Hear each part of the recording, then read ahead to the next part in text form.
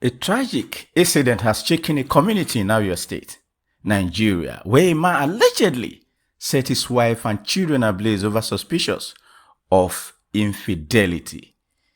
In the early hours of Saturday, May 17th, 2025, resident of Asa Umudim in Osisioma, Ngwa local government area woke up to the horror of a house engulfed in flames. Inside that house was a woman and her 3 children. According to local sources, the man, believed to be in his 40s, accused his wife of having extramarital affairs, triggered by frequent calls to her phone from unknown male contacts. Driven by rage and suspicion, he allegedly poured a flammable substance around the house and set it on fire while his family was still inside. One of the daughters was unable to escape the blaze and died in the fire. The wife and 2 other children suffered severe burns and are currently in critical condition at the hospital. The tragic scene sent shockwaves through the entire community, with neighbors left in disbelief and sorrow. As the news spread, angry residents attempted to take justice into their own hands.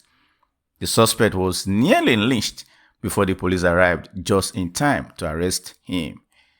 The Abia State Police Command has confirmed the incident, stating that investigations are ongoing and more details will be released in due time. Meanwhile, the body of the young girl who lost her life has been deposited in a mortuary as the community mourns. This is a painful reminder of what unchecked anger and domestic tension can lead to. No matter the circumstances, violence is never the answer. But let me ask, is it illegal for a wife to receive frequent calls upon or from unknown male contact? And why would a man burn his family over this? Well, there is no law in Nigeria or most part of the world that prohibits a wife from receiving frequent phone calls from unknown male contact. Phone communication is not a crime, regardless of who is calling, unless it involves harassment, threats, fraud, or other criminal behavior. In a marriage or relationship, trust and communication are key, but suspicion alone, especially without proof of wrongdoing, is not a justification for violence, nor does it hold any legal weight. What happened is a criminal act of domestic violence and attempted murder, not a justified reaction to any supposed moral offense. Taking lives or attempting to, based on personal suspicions, is not only immoral, but deeply illegal. The Nigerian Criminal Code classifies such actions as arson, murder, and grievous bodily harm, all of which carry severe penalties, including life imprisonment or death. The real issue here is not about phone calls. It's about insecurity, control, and a dangerous mindset fueled by jealousy, anger, and a lack of emotional maturity. In many societies, particularly in an environment where men are raised to believe they own their wives, suspicion of infidelity can trigger dangerous behavior. This mindset is often reinforced by toxic masculinity, poor conflict resolution skills, and a culture that suppresses mental health discussion. Some men, unable to process feelings of betrayal or suspicion, resort to violence as a misguided form of punishment or justice. But setting your wife and children ablaze is not just a crime, it's an act of pure evil and reflects a deep psychological breakdown or possibly an untreated mental health issue.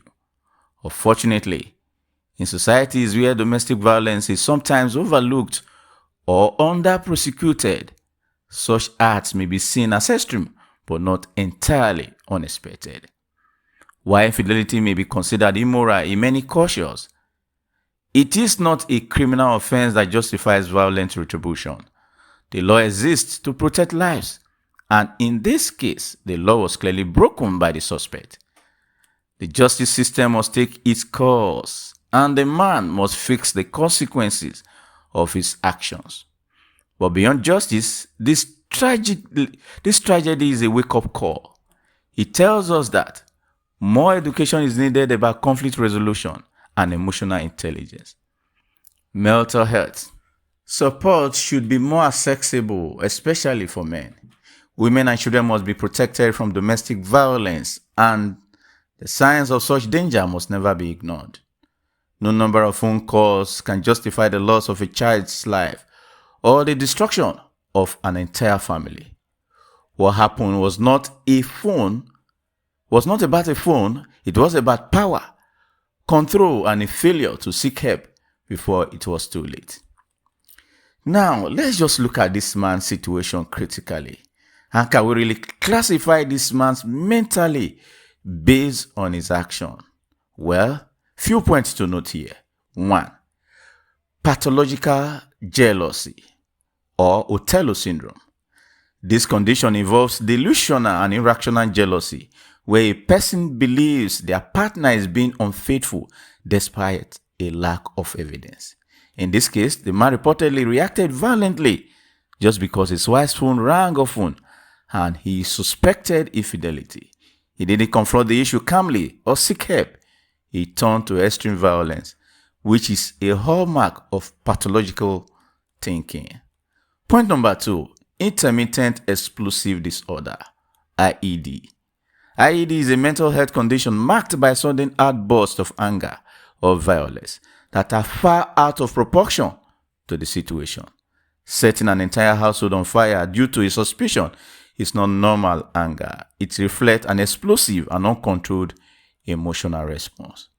The third point, antisocial personality disorder, ASPD. This disorder is associated with a lack of empathy, disregard for others' safety, and a willingness to break laws without remorse. Killing your daughter and injuring your family is an act of revenge, or punishment suggests a deep lack of empathy or emotional regulation. Point number 4, depression with psychotic features or psychosis. In rare cases, individuals under extreme emotional or mental stress may suffer from psychotic breaks, hallucinations, delusions, or complete disconnection from reality. If the man believed he was doing the right thing or protecting his honor in a delusional state, it could point to psychosis. Not just mental, also moral and criminal need to look into. It is critical to separate mental illness from evil intent. Not every violent person is mentally ill. Some people act of possessiveness, hatred, revenge, cultural belief systems that justify violence against women. This man may not be mad in the traditional sense, but he may still be dangerous, emotionally unstable, or morally corrupted.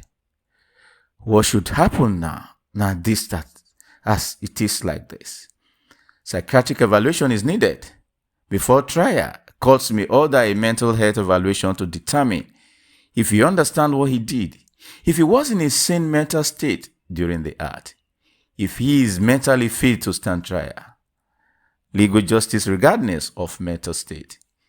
Even if found mentally ill, he still possesses a threat to society and must face appropriate consequences. Whether that's through prison, psychiatric detection, or both.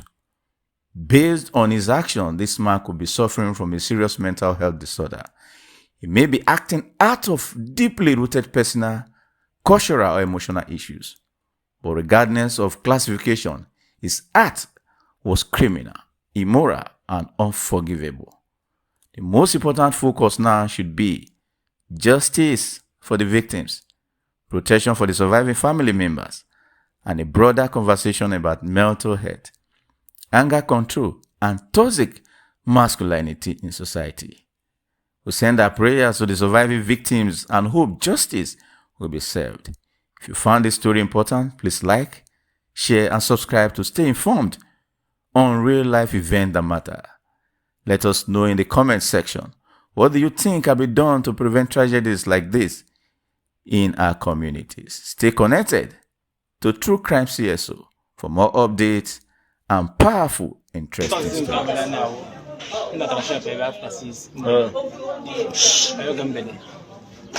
Because I'm tired in the afternoon. Last time we changed the aqua. I had to back to shop again. After 6 November.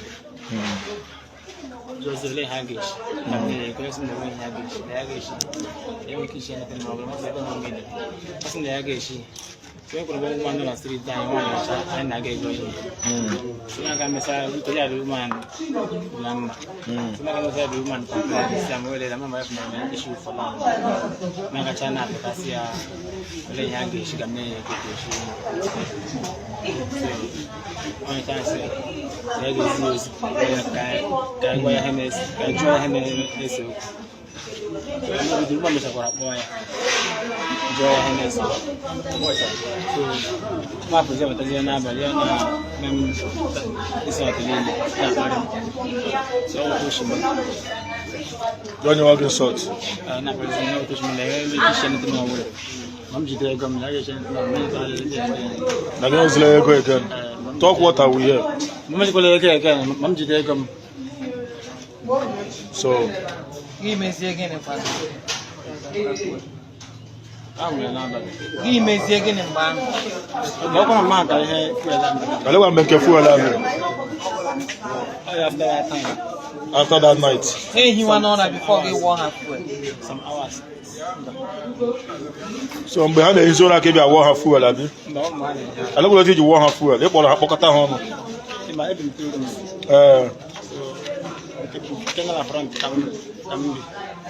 So, when I went to San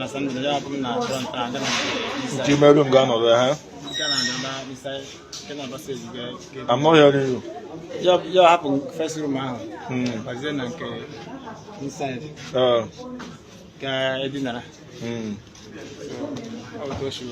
Give me a second. It was your fool.